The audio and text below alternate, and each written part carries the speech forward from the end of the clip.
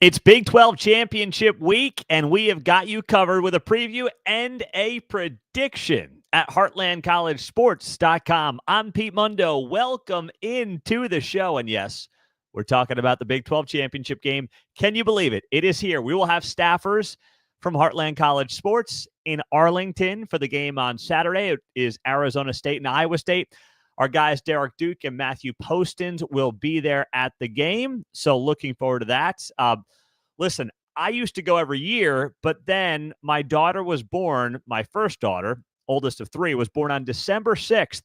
So until this new schedule gets changed around, I love my daughter. I can't get myself to leave her on her birthday for the Big 12 Championship. I can't do it. So they've got it covered from there. They live in Texas. I'll be covering remotely. We'll have shows for you on Saturday and Sunday. Another reason you want to be subscribed here at Heartland College Sports. And then when my daughter's old enough, she'll be coming with me for her birthday to the Big 12 Championship game, assuming it all stays the first weekend of the week of December. So welcome in, guys. Thank you for understanding that as I look at some of your comments on YouTube. So this game is fascinating to me because when you look at both of these teams, what stands out to me is that they do similar things pretty well. But there is one big difference between these two teams, Arizona State and Iowa State, that I believe is going to be the difference. I'll get to that here in a couple of minutes. But when you look at things like, let's start with interceptions, okay?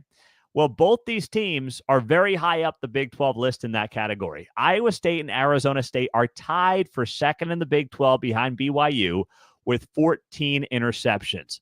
Pretty darn good, awfully similar. They both have secondaries that have been overall pretty good this season. Arizona State's has been a little bit more of a bend, don't break than Iowa State. But I will say this about Iowa State's pass defense. It's been really good. That being said, a lot of teams have tried to beat Iowa State on the ground because that's where Iowa State has been most susceptible, which I'll get to coming up here in a second.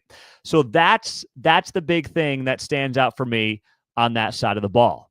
It is going to be whether or not Cam Skattebo is going to be able to take advantage of this Iowa State run defense that has not lived up to a typical John Heacock defense when it comes to rush D. Iowa State's rush defense is one of the worst in the Big 12. When it comes to yards per carry, Iowa State is second worst in the Big 12, giving up 5 yards per carry. That's bad. Only Oklahoma State was worse in yards per carry allowed. Iowa State's given up 173 rushing yards a game.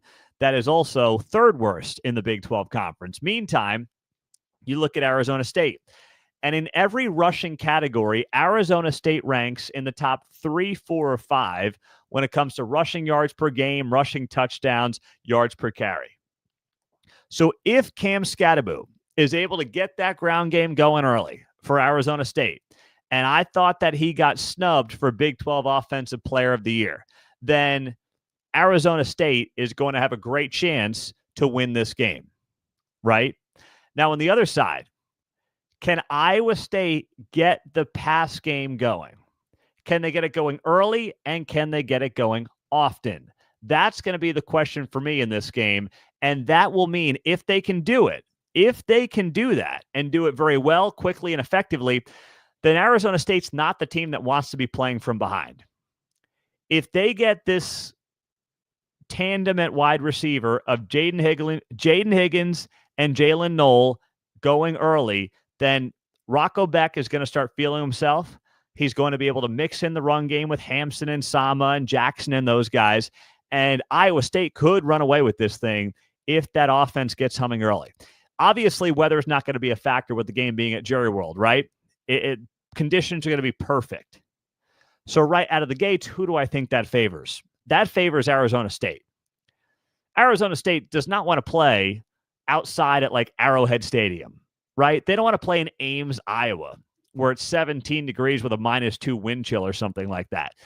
This setting is perfectly set up for Arizona State. Now, the big thing that worries me in this game for Arizona State is the fact that, and the average fan won't know this, But not having a guy like Jordan Tyson at wide receiver who injured himself last week is going to be a big deal. And the casual bettor is probably not going to know that, well, the guy who has been the top target by a mile this year for Sam Levitt isn't going to be in the game. Now, the good thing for Sam Levitt is this guy just keeps getting better. Now, Kenny Dillingham says Sam Levitt's going to be playing on Sundays. He'll know better than me. I don't know about that. All I know is that for a freshman, the dude has been lights out, and he really does keep getting better every single week. It's been pretty darn impressive. 2 of the last 3 weeks, he's got a QBR over 94. I mean, go through his QBRs throughout the season. We'll start in week 1. 77, 58, 70, 45. 78, and then we get to mid-October. 88, 89, 65, 94, 78, 97. Sam Levitt keeps improving. Kenny Dillingham believes he's going to play on Sundays. So having Jordan Tyson there is obviously huge for him, and he's not going to be there. But can Sam Levitt overcome that? As much as Iowa State's secondary is one of the strengths of the team, if I've got to take one of these 2 quarterbacks, I know that Rocco Becht has the experience. I get that. But if I'm looking at how Sam Levitt's been playing as of late, I would take Sam Levitt on Saturday. Just of the 2 quarterbacks to win this game, I would take Levitt. But I think they're very even. I would give Becht the edge when it comes to experience. But Sam Levitt's a guy that the more you watch him, the more comfortable he is getting every single week. And he's become less reliant on his legs because he's getting more comfortable in the pocket. And that's what I'm getting the sense of with him as well. So that's something that I lean Arizona State on as well. Now, the other issue I have for Iowa State is how, and this ties back to the run defense, how exactly that front seven is going to handle Arizona State, which overall, when it comes to Arizona State, its run blocking game and schemes has been pretty darn good. And I'll add, pretty darn impressive as well. So that's something that should also be looked at as we analyze this game and talk about it and try to get a sense for how this thing is going to play out. Arizona State's better at getting to the quarterback than Iowa State is. Now, Iowa State, if my memory serves me right, and Iowa State fans can correct me if this is not the case, because you guys will know better than me. But even in John Heacock's best years, Iowa State, when it's got the best defense in the Big 12, isn't necessarily going to rack up a ton of sacks. That's just not how that defense is typically built. They're going to keep everything in front of them. You're going to have to grind out 2, 3, 4 yards, but they're not the big sack defense that you might expect given how good the defense has been over the last half a decade or so. But even I was surprised when I was like, all right, I know they're not getting to the quarterback a ton, but Iowa State is dead last in getting to the quarterback in the Big 12. They've got 15 sacks in their 12 games. And you'd like to see that number be at least a little bit higher, right? Would that be too much to ask? I don't think it would be. I don't think it should be. I know it may not be their style and not how they typically play, but being dead last, that is not a good sign. So I'm looking at that and I'm saying to myself, okay, another edge potentially in this game for Arizona State. But here's what it ultimately will come back to for me as I make my pick in this game. What it will come back to for me is the guy who I think is the best offensive weapon in the Big 12, and that's Cam Skattebo. And not just his ability to run the ball, but his ability to catch the ball out of the backfield.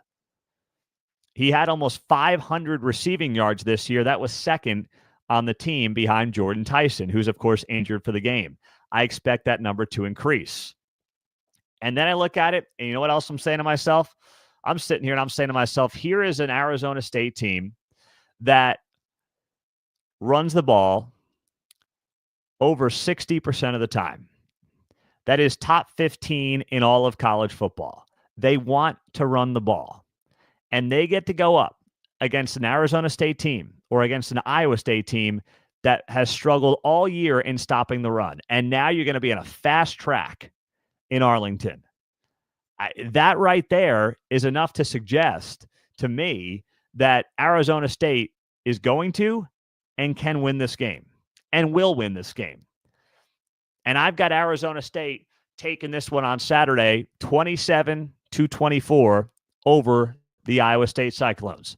And the team that was picked dead last in the Big 12 in the preseason will be going to a college football playoff. And for that, I will take the sign off the wall, show a little love to you Arizona State fans who have been dying for me to get this thing somewhere else on the wall. And at least for now, at least for the show, I will put it right there. I admit it might fall, but for now, that's where I've got it. I'm Pete Mundo. We're Heartland College Sports. Thank you guys for being here as always and joining us on the show. Make sure you hit that like button right below the video on YouTube and drop that 5-star rating and review. I appreciate you guys being here as always as a part of the show.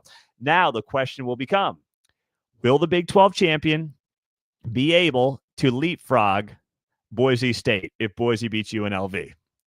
The answer should undoubtedly be yes. It amazingly might not be.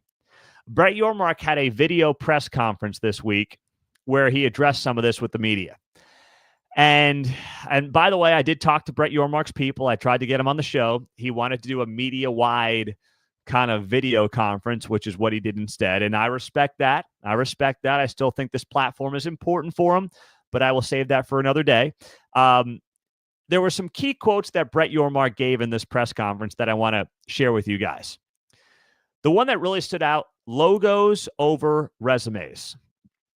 Brett Yormark said in this video, the selection committee continues to show time and time again that they are paying attention to logos versus resumes. I've said that before. I want to say it again. I say logos because they're concentrating on team logos and conference logos. And he's absolutely right. I gave you a side-by-side of Miami and BYU. And Miami does not have the better resume, blind resume, than BYU. Yet amazingly, somehow, for some reason, Miami is looking at a college football playoff appearance. They're sitting at number 12. Maybe not if they get knocked out. And BYU is not even in the conversation. BYU's got better losses. BYU has the better strength of record. Like BYU, when you stack up the resumes blind, you would say is better than Miami's. Miami is 6 spots ahead of BYU. Make that make sense. Yormark said strength of schedule should matter. He goes on to say 74% of Big 12 wins were against Power 4 opponents. Meanwhile, the group of 5 is 11-80. He said, I want to say it again, 11-80. In no way should a group of 5 champion be ranked above our champion. I'm going to say it again. In no way should a group of 5 champion be ranked above our champion. That should not be hard to figure out or understand, and he's absolutely right. Boise State's strength of schedule is below both Big 12 teams who are in the Big 12 championship game this weekend. And the winner of the Big 12 championship game will have a better win than Boise State will have against UNLV. I know UNLV is ranked, but the Big 12 teams are both ranked higher. A little bit higher, but still higher. Brett Yormark also said, very important quote here, the committee clearly focuses on the win and the loss column. Going by that principle, no 3-loss team from a Power 4 conference should get a bye over a 2-loss champion from the Big 12. I'm going to say it again. No 3-loss team from a Power 4 conference should get a bye over a 2-loss champion from the Big 12. What is he referring to? He's referring to Clemson potentially out of the ACC. Clemson is a 3-loss team that is playing SMU for an ACC title. And he is saying if Clemson beats SMU and whoever wins the Big 12 championship game, Clemson should not get a bye over the Big 12 champion because the committee is showing a preferential treatment for wins and losses. And another important line from Brett Yormark. What are the key metrics? He said, one thing I'm concerned about with the committee is I need to better understand what are the key metrics that they're being used as we think about the rankings each week. Strength of schedule was something that was identified for me early in the fall as a critically important metric, and I'm not sure that has happened, at least to date. He's right. It hasn't happened to date. So if you're a Big 12 football fan, you wonder why. Strength of schedule matters in the SEC. It doesn't matter for the Big 12 when comparing to the Group of Five.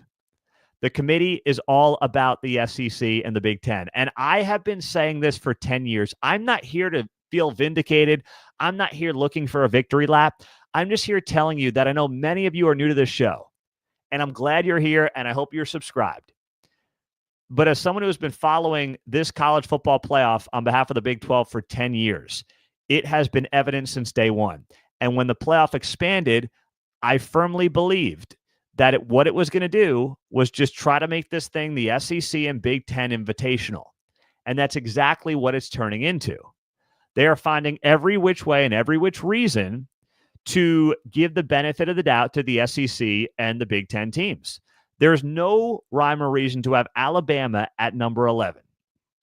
Yet still, you've got Lane Kiffin at 9-3 crying about how he's not in the college football playoff. And he is using all the SEC propaganda in the world to try to justify why his team should be in the college football playoff. I know you lost some close games, Lane. I get it. You've lost to Kentucky. You've lost to LSU. You've lost to Florida. I'm sorry about that. But you know what? You still lost those games. Great. You beat Georgia. That's awesome. Maybe Georgia's not all it's hyped up to be this year. Alabama is not the Nick Saban Alabamas. Kirby Smart does not have the team that he's had the last couple of years. Stop looking at the side of the helmet. Stop looking at the conference logo and realize that every year in college football is incredibly different. This is not the NFL. I mean, yes, players come back, but it's not the NFL in the sense that, hey, if you're the Chiefs and you got Patrick Mahomes and Andy Reid, you know what you've got. College football's turnover is so insane, it doesn't matter that you necessarily have beaten somebody who was really good for a long period of time. That doesn't really mean anything this year in college football. And that is exactly why this system, as much as I love this sport, man, do things need to change? Because if not, the Big 12 is going to be in a spot where they will be lucky to get one team in. Heck, even SMU. Why? I mean, look at the rankings, right? If SMU loses and they fall to 11-2, why should they be sitting behind a 10-2, or why should they be sitting ahead of a 10-2 BYU team who beat them on the road? Do the head-to-heads matter at all? And then the flip side of this, if SMU did not make the ACC championship game but was 11-1, which they are right now, what would we say about SMU? They're automatically in, right? Well, now if they lose this game, are they going to be out? In which case, there is no incentive to playing in these conference championship games. They are losing their luster. And I saw this on social media, and I can't say I was shocked by it, but I was surprised by just how bad it was. The Big Ten championship game get-in price was like $10. I couldn't believe it. Let me see where that's at right now as we do this show here. I'm pulling up the Big Ten, the SEC, and I will pull up the Big 12 championship game as well. I'll pull up the ACC too, just so we got all four of them here, okay? And I'm loading this. I'm not going to tell you what secondary market I'm loading this on. Yep, you can get into the Big 12 championship or Big 10. So here, follow me here. The Big 10 championship game, get-in price right now is $14. $14. The Big 12, $22. So 50% higher, cheapest ticket. Let's see where the ACC is at. That game's down in Charlotte. So you've got SMU and Clemson in Charlotte. $39 for the ACC championship game. And the SEC title game, Georgia, Texas, $95. I think that's partially because it's Texas and it's their first time in the SEC. So that's probably driving up that number tremendously between Georgia and Texas. But still, I expected the SEC to be tops. Conference championship week is going to be irrelevant. What's going to happen now is you're going to have teams that are going to benefit from not playing in the conference championship, and this is going to ruin conference championship weekend. That's where this is headed. I'm Pete Mundo on HeartlandCollegeSports.com. Thank you for being here as a part of the show. Subscribe to the channel. That's where this is going. I started off the show by saying Friday is my oldest daughter. I have 3 girls, her 6th birthday. So I've not been able to go to a Big 12 championship game since she was born. I mean, I guess I could, but I choose not to. Got a lot of different jobs here, a lot of things I'm doing, and I'm not willing to not be with her on her birthday. She's got a birthday party with her friends on Saturday morning. Don't worry, they're going to be gone by 11 a.m. Central for the Big 12 championship game, but I'm not going to miss that. We do have some staffers who are going to be down there. Derek Duke and Matthew Postins, who have been with the site forever. So they'll do a great job. They live in Texas. It'll be outstanding. But this championship weekend may be on the fritz because of the expanded playoff. And if things break the way we think they might, and teams who had to play in championship games get knocked out of the playoff because of it, you are going to see a very different approach to this weekend. And if fans aren't buying tickets, if fans aren't into it, then they may just say, you know what, let's expand the playoff, 16, 18, whatever it might be. Let's have an extra weekend of playoff games, remove the conference championship from the conversation, the conference championship game. You can crown a regular season champ based on tiebreakers, and we all move on. I could see that happening as this playoff continues to impact the regular season in college football. That's entirely possible. So it's something to watch as championship weekend unfolds and we roll through things here at Heartland College Sports. I'm Pete Mundo. Thank you guys for being here. Make sure you are hopping on our forums. Those are free at heartlandcollegesports.com, a great way to be a part of the show.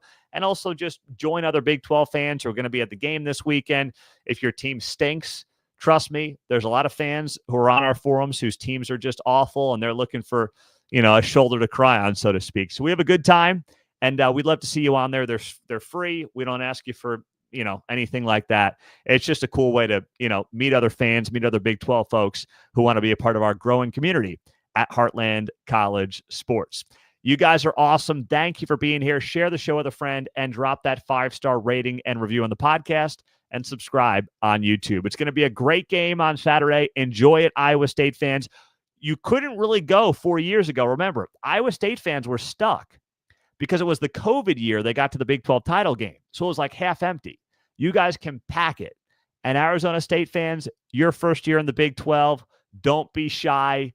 Enjoy it. Follow us on Instagram, X, and Facebook at Heartland College Sports. And we'll talk to you guys soon. Enjoy the game and be here Saturday for the reaction show. See you later.